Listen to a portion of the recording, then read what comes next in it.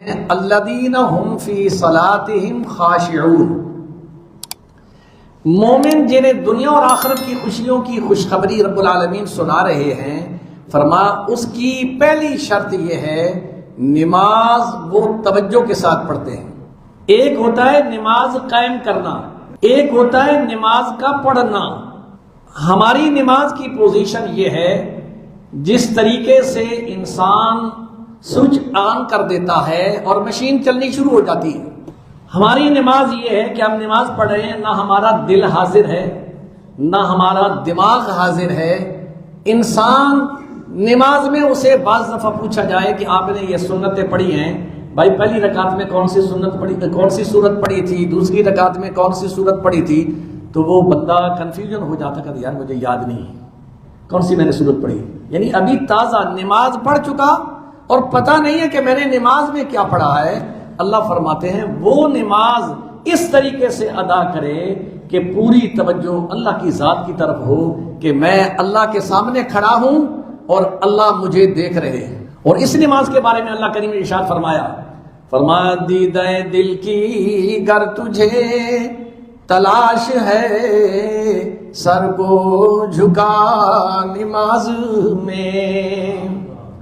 اگر تو یہ چاہتا ہے میرا دل آئینہ بن جائے اور میں اللہ کی زیارت کرنے والا بن جاؤں، دیدہ دل کی گر تجھے تلاش ہے، سر کو جھکا نماز میں، آئے گا تجھ کو پھر نظر نور خدا نماز میں۔ حدیث پاک کے اندر آتا ہے بندہ جب سجدہ کرتا ہے یوں سمجھے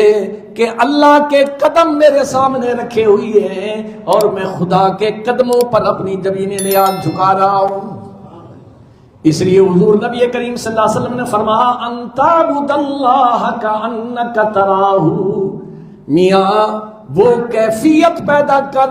کہ تو ان آنکھوں سے نماز پڑھتے ہوئے رب کا دیدار تمہیں نصیب ہو جائے۔ فَإِن لَمْ تَكُنْ تَرَاهُ فَإِنَّهُ يَرَاكَ، اگر وہ مقام حاصل نہیں ہوا کم از کم اتنی بات تو اپنے دل میں بٹھا لے کہ رب تو مجھے دیکھ رہا ہے۔ اللہ کریم فرماتے ہیں فَإِن تَوَلَّوْا، اے انسانوں جہاں بھی تم چلے جاؤ اللہ کریم تمہارے ساتھ ہے۔ أَلَمْ تَرَ أَنَّ اللَّهَ يَعْلَمُ مَا فِي السَّمَاوَاتِ وَمَا فِي الْأَرْضِ مَا يَكُونُ مِن نَجْوَى ثَلَاثَةٍ إِلَّا هُوَ رَابِعُهُمْ وَلَا خَمْسَةٍ إِلَّا هُوَ سَادِسُهُمْ، میرا رب یہ کہتا ہے تم زمین و آسمان میں بھی جہاں چلے جاؤ تم دو ہو تو سمجھو صرف تم دو نہیں ہو، اللہ تمہارے ساتھ بیٹھا ہے۔ اگر تم تین ہو،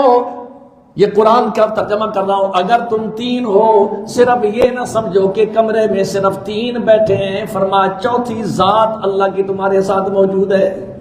تو رب العالمین فرماتا ہے وہ نماز کامیابی کی علامت ہے جو خشوع اور خضوع کے ساتھ توجہ کے ساتھ نماز ادا کی جائے۔ اور نبی کریم صلی اللہ علیہ وسلم نے ارشاد فرمایا الصلاۃ عماد الدین،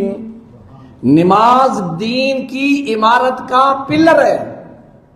اگر پلر گر جائے عمارت ڈھام کر کے نیچے گراتی ہے،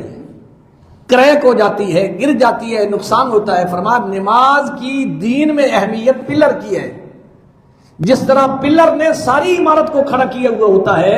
نماز بنیادی چیز ہے جسے ہم ایک عام روٹین کی چیز سمجھتے ہیں، پڑھ لی تو پڑھ لی، نہ پڑھی تو نہ پڑھی، فرمایا یوں نہیں ہے۔